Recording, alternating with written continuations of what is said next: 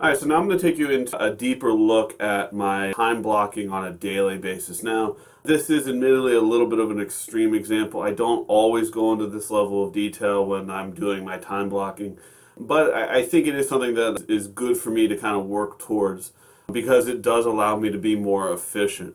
So, here at the top, we can see the fact that I had previously blocked out this day as a school visit PD day. Now I already do have a PD scheduled for the that morning, but right now I do not have anything scheduled for the afternoon. So this kind of turned into when I got to that kind of first of the month day and I looked at ahead of this day, I realized, oh, I have extra time, and I was able to move a project into that afternoon. So we start off with my travel time, and I actually put my travel time first just to account for traffic. I do a lot of driving between different schools, so I need to account for delays, accidents, etc.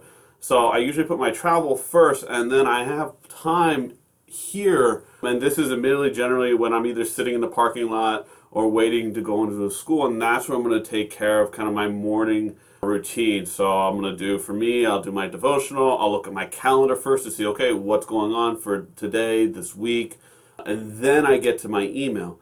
This also gives me a little bit of a buffer time-wise and for travel responsibilities, but also mentally, because it allows me to kind of get that mindset before I start my day.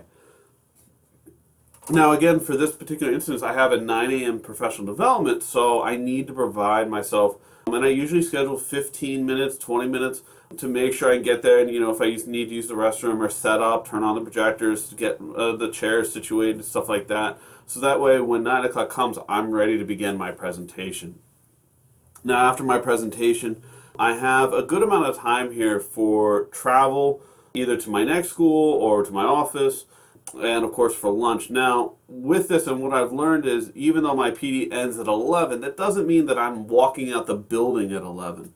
A lot of times there's follow-up questions, or maybe someone asked me, I need to go and help an individual teacher, provide support for a principal. And so there's some wiggle room in here for me to account for both that travel, lunch, and knowing that I'm probably not going to get out of this school until like maybe 11:15, 11:30. And so I have some additional room in there as well as lunch. Now, I generally do this maybe while I'm eating, but I did put 15 minutes in my calendar just to do a quick take a look at my email. Now, this is not going to be where I'm really responding anything. This is just to like go through and look to see like, is there anything that like, oh my gosh, I need to respond to ASAP. When I looked at this day, I realized I have a good chunk of time in the afternoon, and so I wanted to build in a deep work session.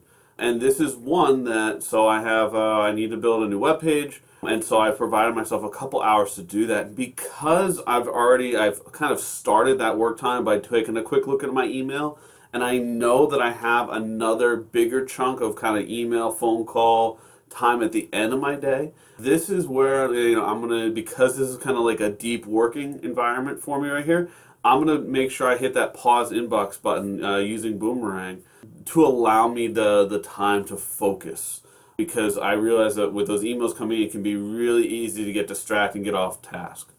I have then left another, and now I blocked out an hour. Depending on how I'm doing on my webpage, maybe I take 15 minutes from that, but that there is, again, some flexibility in there. If something comes up, I have some things I can move around.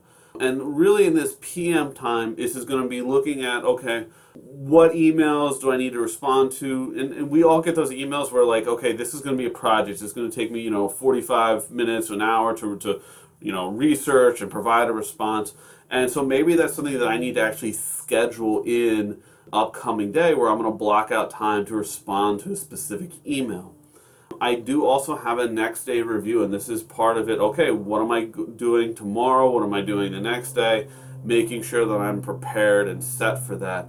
And really, because I start and end my day by looking at kind of like, what am I going to do today? What's coming up tomorrow? What's my week look like?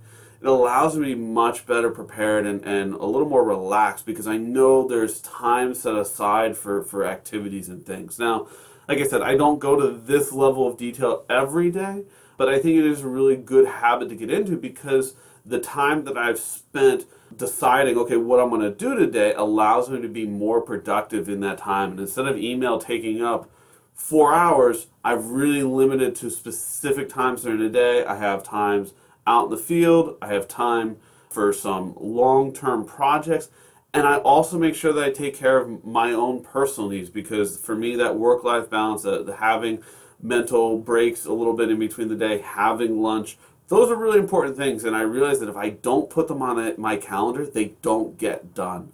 One of the great things about Google is I love the fact that I can set up those notifications. So it's that little reminder of like, when I'm in the middle of something, I get that little like, hey, it's lunchtime. Like, yes, I need to take a breather, let me get something to eat, and then go about my day. And so it is a nice reminder that Google provides for me to help me stay accountable, to help me stay on task.